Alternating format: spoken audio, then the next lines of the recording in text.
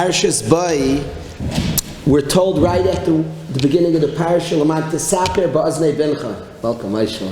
L'man tesaper ba'aznei bincha, to tell our children, in order to tell our children, Es asher salalti b'Mitzrayim, that which I mocked the Egyptians. We know that we have an obligation to tell over, and certainly on the night of Pesach, we relate to our children the story of Yetzias Mitzrayim, V'yigadat levincha. We have a chiyuv to teach our children. I want to share with the chevra two main nekudas. I was zeichet to go last Shabbos to a Shabbos, to an very, very, very powerful Shabbos, and I want to share with my friends a couple of things that I experienced over Shabbos that I think were incredibly uplifting, incredibly demanding, moving, and I want to share with my friends these two aspects of Shabbos.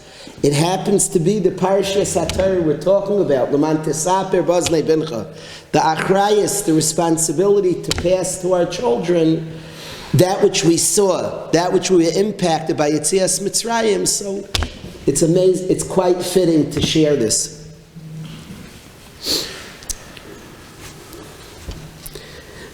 Before I went on the Shabbos, if somebody would have asked me to describe some of the families that I spent Shabbos with, so probably the description of what you would see a mishpacha that had certain rules, a certain structure in their family.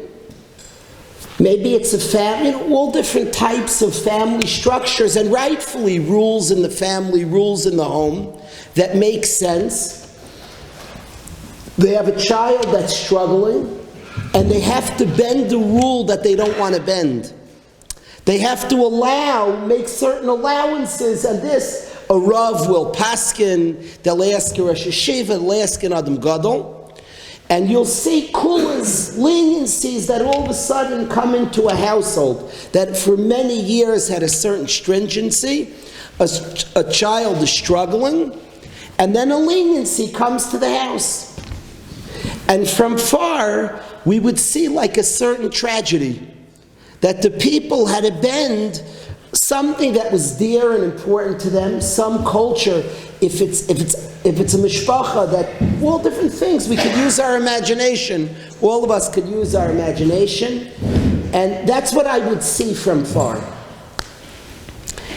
But then I went on this Shabbos and I met people, many, many people, and spoke to them, and an entirely different story emerged. I didn't understand what I was seeing. I'd like to explain to the chevra what I saw. In Shemona Esrei, we call Hashem a gadol, a kel gadol. What does it mean, a gadol? The pirush of katnos is when we only have our perspective. We have a very limited vision of things. To every event, to every situation in the life, we have our very narrow narrative, very narrow vision, and the pirush of a katan is a person that only sees their vision of the world, their perspective, their way. The pirush of gadlus is that you have a more broad, you see others' perspectives as well. That's gadlus. You now have a broad sense of what's going on. You don't just see your perspective of events, you see what your neighbor, in every shul, in every tzibur, every person has like a narrative of events, but your friend has a different way of seeing it. Katnus is when you only see your perspective, you're a small person. Gadlus is midas tovcha, is chesed, but it's an expansive person, it's chesed, kindness, that you could see another's perspective, another's version, another's life story, that you can comprehend what another person feels.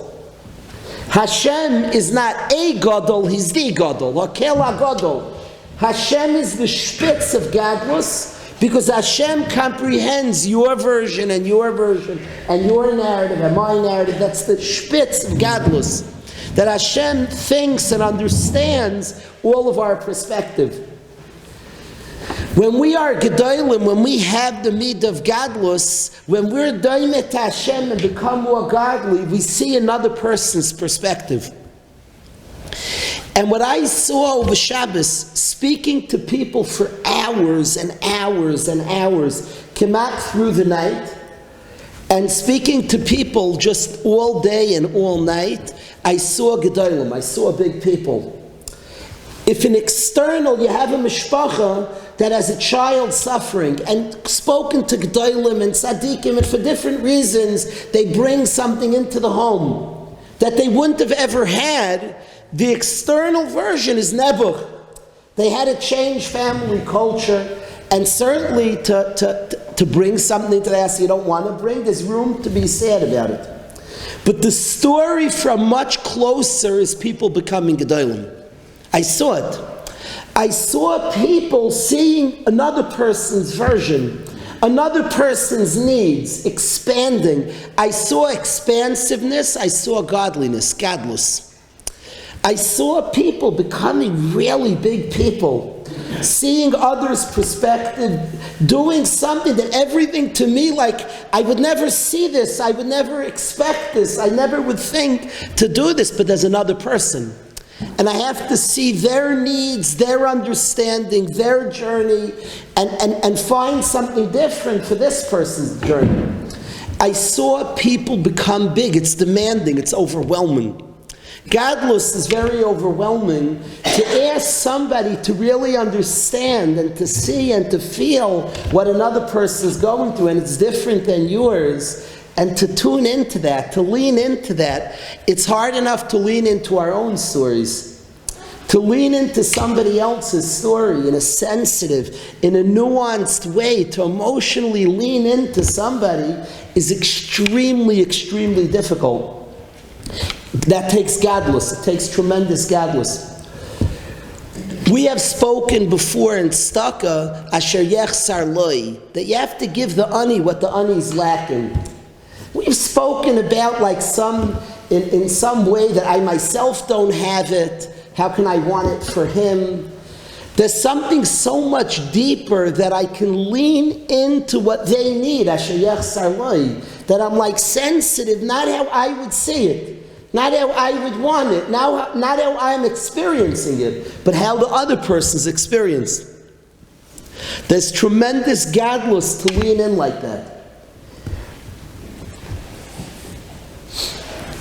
There was a youngster who shared his own story, and then many parents were sharing, in leaning into their children.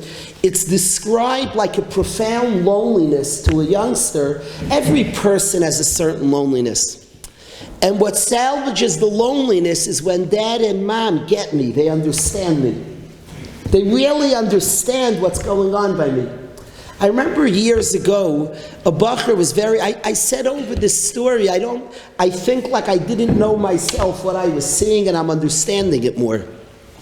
A bacher, years ago, I saw a bacher very upset. His father didn't let him have a certain vacation.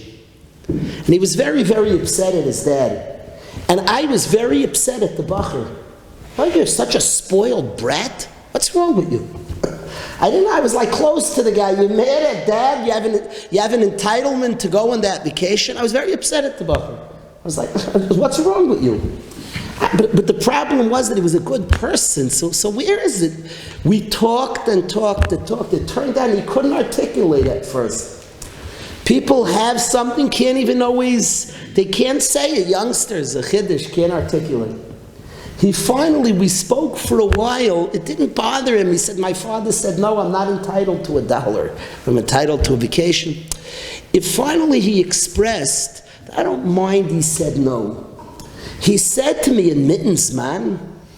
Now it's true, there's such a madrega in mittens, man. You're going to go on vacation. But there was something that triggered, that he doesn't know where I'm holding my difficulty to learn. That he has no understanding of where I'm up to. In Mitten Zman, it's a good musar, it's a good shmooze, it's a truth. In the middle of the Zman, that's not even what, he didn't even mind that the Yid my father wants to give me a good shmooze about valuing the Zman, Hasmad Satira. What occurred to him in the whole discussion is how alone I am. just who I am, what my struggles, where I'm up to, like clueless.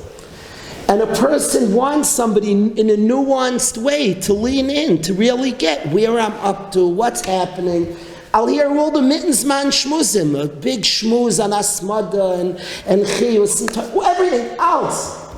But are you leaned into my story? Do you even know where I'm up to, what I'm battling, what's happening? And if not, it's very, very lonely. I don't have a father leaned into my journey. Basically clueless about my story. And what I saw is parents, and it's inspiring for every single yid and for any yid to get gadlus and to understand the opportunity of the mishpacha, that a person can become a gadol, a really big person, and experience and have an understanding of another person. And it's different than yours, it's unique, it's a new journey, and you'll see it in new ways if we're open to it. We become big people. All of a sudden, we don't just have our experiences and our version and our narrative, but we have another narrative. How many fathers, all of us as fathers, how many times, a kid says this and this happened, and we say back, that's not what happened. And we're taught your kid's perspective, what he understands is your reality. His perception is your reality. It's important that he has a perspective. We know your journey. You know your journey. Do you know his journey? Do you know his story? I know what you feel, how it went down, how it goes down.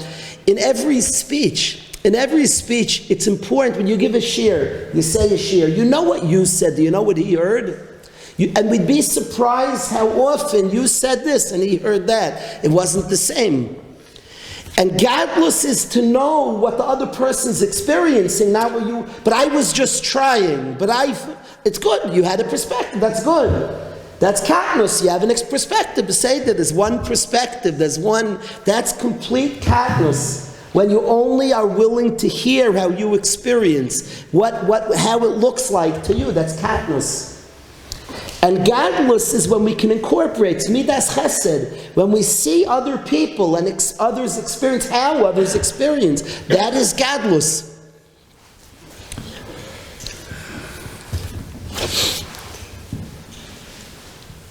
In every shul, in every tzibur, it's so fascinating. The minyan, all different aspects of the tzibur, it's not just different people who feel different things should happen in a shul. I hold this. We have to chap, he's experiencing something different. And Memela has feelings if we can hear what he's experiencing. You don't just have a machlokes, I hold this should be done, he hold that should be done. Do you understand that he's having a different experience than you? Based on his history, based on for all different reasons, he's having a different experience than you. Gadlus is to chap that the youngster who maybe is living by a mom, do you understand what he feels like when he walks into shul? Katnus is, I walk in, that's katnus. Gadlus is to understand what he feels when he walks into shul. Does he feel like an insider? Does he feel welcome? Does he feel part?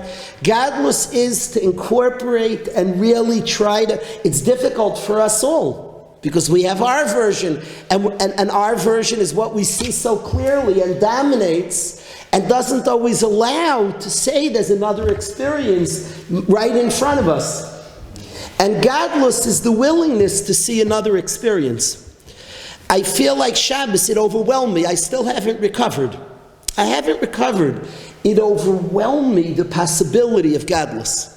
People who maybe by force had no choice but to sit down, and there were people for years, big people, big Talmidei Chachamim, Geonim and Gedolim, big people, who had to say, but my daughter is experiencing something different than me. Everything I ever thought was the path and is the right way to go. She's having a different experience. And then bending and growing, I saw people expand, big people. I felt mamish, I sat there hearing this. You felt a tremendous chukka. You felt a drive to become a bigger person. I met a Talmud Chacham tonight, mamish tonight, a few minutes before I came here. A Yid who went to the Shabbos. He literally was still shaking his head. I'm not being megazim. What you saw was so electrifying and demanding. Gadlus is demanding and relevant to all and doesn't need terrible Yisurim to push Gadlus. I met a Yid tonight, he was still like shaking his head. He was like a big person who was just shaking his head. The demands of Gadlus, of that we have to for our children, for our spouses, for our friends, for our chaverim, the demands and the possibility of Gadlus, of seeing and really contemplating what another experiences.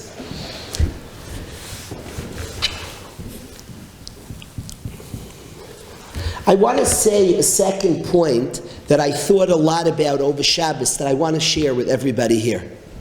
It's something that I want to share with everybody here, and this just emerged from many conversations. I think it's a simple point, but I think it's something to think of about, for all of us to think about. We're all Baruch Hashem. We're all in stages of raising mishpachas. That's the stages we're all at, and it matters to us all, raising families. People think chinuch is how you respond to big circumstances. One kid hit my other kid. I have a chinuch shaila. How do I respond? We have all these chinuch shaila circumstances. The kids are in a big fight. The kid has a test. That's chinuch. I think we make a mistake that the main impact on our children is 24/7, every eyebrow movement. Chinuch is who we are. They're much deeper things. All our kids speak because they saw us speak. All our kids walk because they saw us walk. You didn't have like a big chinuch moment when you taught your kid to walk. I don't think so. You were walking, and mitamo somewhere along the way, your kid's walking. Anybody have like a big chinuch moment when they mamish had the einfall, they finally got it, how they're going to get the kid to walk? Along the way of us walking, our kids talking, these are big things. Did anybody have like that big moment, the aha moment, when your mamish chapped, our kids speak because they hear us speak? The ikr job in chinuch is to work out our own stuff. That's the ikr job in chinuch. That's the truth. The ikr job in chinuch is all our stuff. To be honest, to call it out, and to get healthy. That's the ikr job in chinuch. You can't hide if there's insecurity. If there's all different types of things, you can't hide that from a kid. That's what goes over to the child. That's what that's what the child is. The words of Tzadok HaKohen that our kids are our deepest secrets. The Iker Chiyuv, to me, coming off the Shabbos, the Iker Chiyuv Chinuch is to resolve, is to be honest, to work through our own challenges. Real, healthily, call them out. That's the Iker Chiyuv Chinuch. Nothing else. The child's going to be a product of that's how you respond to every situation. Every movement of the child, that's what he's experiencing, that's what he's watching. There's also another word, there's a situation that we think through. We talk about leaning into our own children's journey and emotional needs. Leaning into our own is where chinuch starts. How many people spoke about recognizing nekudas in themselves that they want to start working harder on, the nuances of their own, that they want to start working on in order to be mechanech their children. We've spoken together as a chabura, we've spoken about the line that we say when we do vidui, we say, Anachnu v'avoseinu chatanu, we and our fathers have sinned. We ask, what are you putting your father under the bus? And already Mefarshim speak out that there's unique sins that are ours, and there's sins that come from earlier dayers. There's nuances and unhealthiness that come from earlier dayers. People didn't resolve things and pass to their children. The best chinuch of the banim, of any child of our children, is to, with honesty, with sincerity, to speak out, to work out our own difficulties, and to work them out and speak them out and develop healthy, robust attitudes to Yiddishkeit and to life. That's the best thing for chinuch habanim. Chinuch is not that moment. It's not a certain moment. Banim come from the Av. Banim come from the Aim. So those are the two traits that I wanted to share with the Chevra. It's demanding and a shtickle heavy. It's much easier, like Chinuch Habanim, I'll read a nice book of tricks, some nice plans, and you have this Rebbitzin, this Rosh Hashiva, this Darshanis, this Darshan, they have good plans, what to do in different situations. I don't think that does it. Those are good Zachen, those are good eitzes, that's wonderful.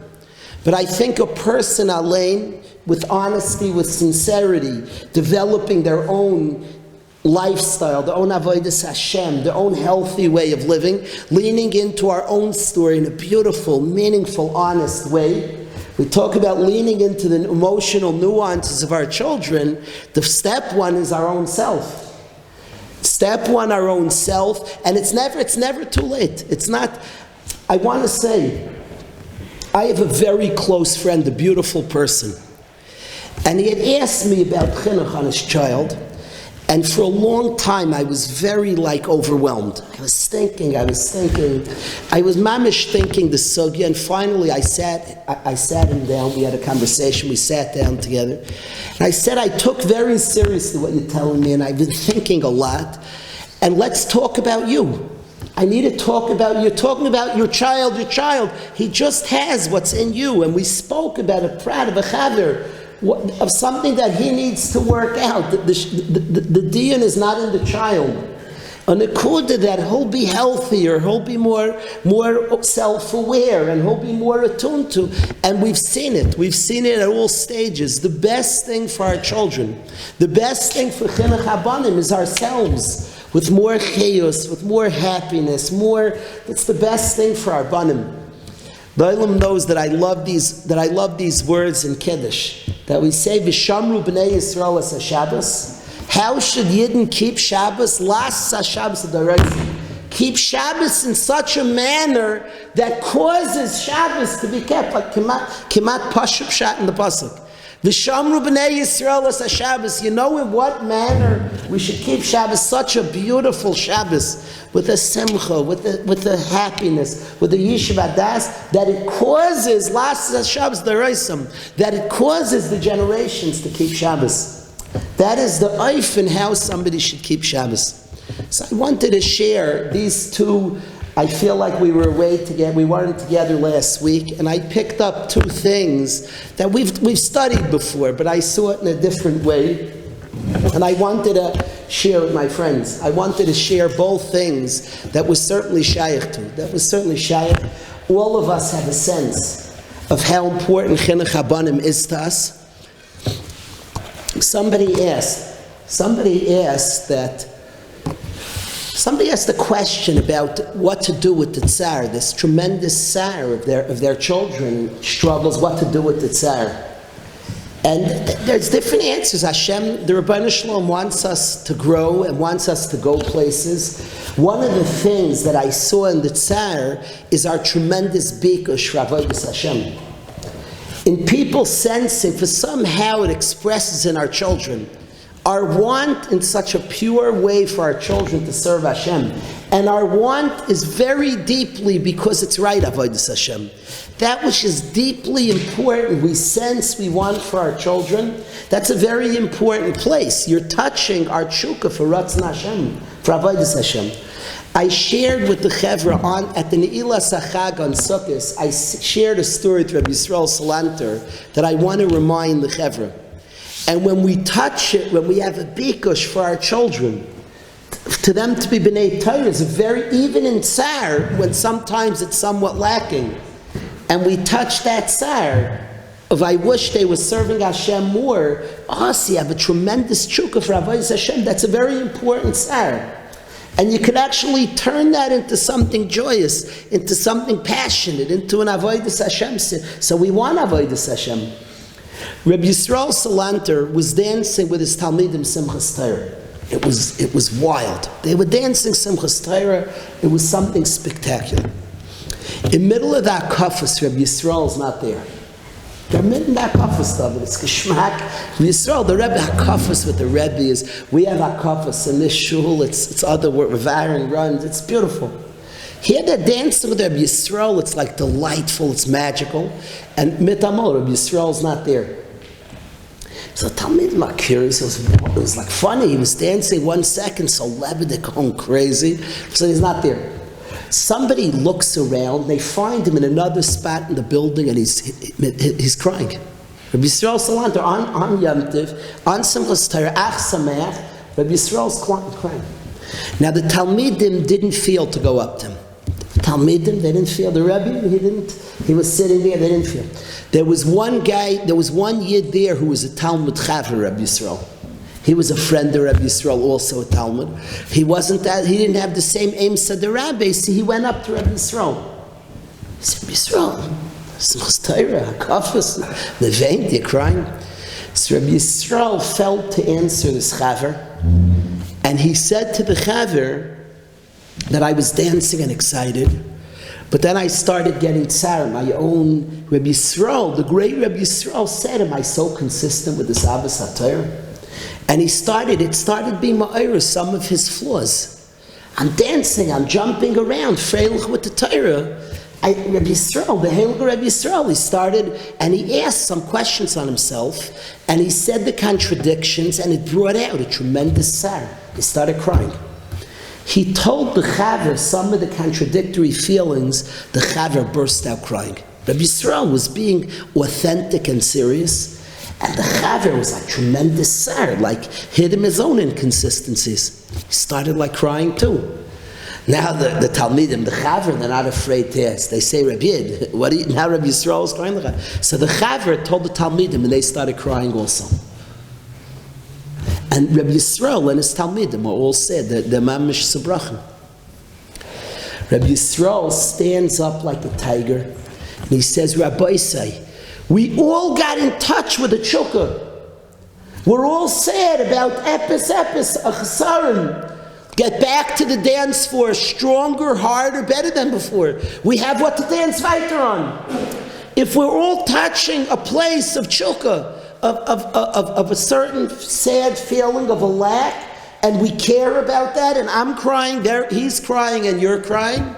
So we have another thing, and they dance starker and better than before. Our kafas became on that. So sometimes it could take lack to be ma'ira, and I'm not saying it's the first feeling. There's an atzvus that's not that.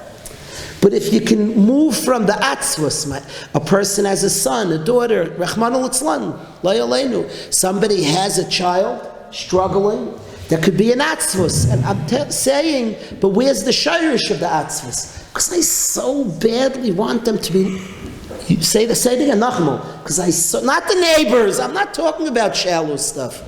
Past where the neighbors see, past the community, past what others rate me, past that. You're talking about big people who looked past that. They say, I have a tremendous want that my child serves Hashem. Say that again. I have a tremendous chukka, that which is precious to me, to go to them. Oh, you're touching that chukka. There's a simcha from that. And there's an energy and a drive is born from that. I saw that this past Shabbos. I saw that. I actually saw a Shabbos that was the Haibin. The davenings were serious davenings. The Zmiris was serious Zmiris. People touched a profound shukah for Avodas Hashem. We want it for our children. So I want to share that, Chevra, with you. I want to share, and we shouldn't need any tzara to be ma'ir that. We should just think in an ernstkeit. We want our children to be Avdei Hashem. There's such a beautiful thought. We want our kids to be Avdei Hashem. It's just, I lived with it for Shabbos. I was there for Shabbos. Mamish, if you were at Rabbi Yisrael, if we were there and we got to experience that cry, Rabbi Yisrael said, let's dance again. Let's dance over the akara of how much we want to live loyal to Torah. That's what we're touching. I got to touch the chukka of our people, to have children authentically who are servants of Hashem, who are loyalists to Hashem. I danced with it for a Shabbos, and I promised myself that I would tell my friends about it. So here I am. I want to tell us about mine and yours, the sincere, without any, just an ernstkeit, that we have a tremendous chuk. We should say it sometimes. We shouldn't need a chsar, we should say it. I want my children, each and every one of them, to be loyal servants of Hashem. Not for the neighbor, no. I want them to be loyal servants of Hashem.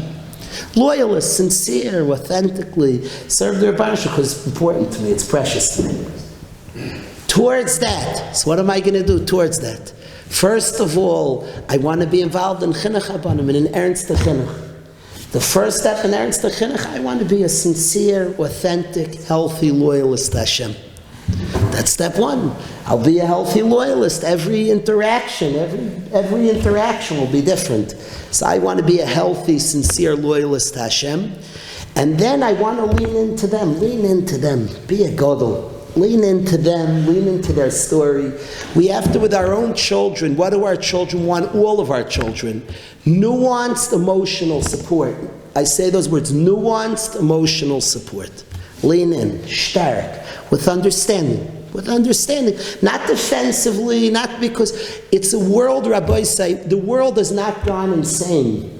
People are craving connection, people don't want to be lonely. It's a world that's not, a person's not supposed to be lonely, and supposed to crave, like Tovi Yaisadam Levadim. And a gesunte parent can lean in a healthy, gesunte way to mamish understand each child in a nuanced way and lean into their emotional needs. Be there, be a listening ear to that one. And then along the way we have godless. The opportunity for a parent, the tremendous opportunity to have godless, to be very, very big people, that not only do we have our experience in this world, but we actually opened up and have this experience and that, all the different people that we have the opportunity to support and be there for, we now have broader and we have godless. So Yehi Ratzon, should be Hashem's will. All of us should be sincere servants of Hashem. All of us should have tremendous nachas from our children. All of us should be zeicher to godless, to godliness, the experience of seeing and understanding another's perspective. A good Shabbos.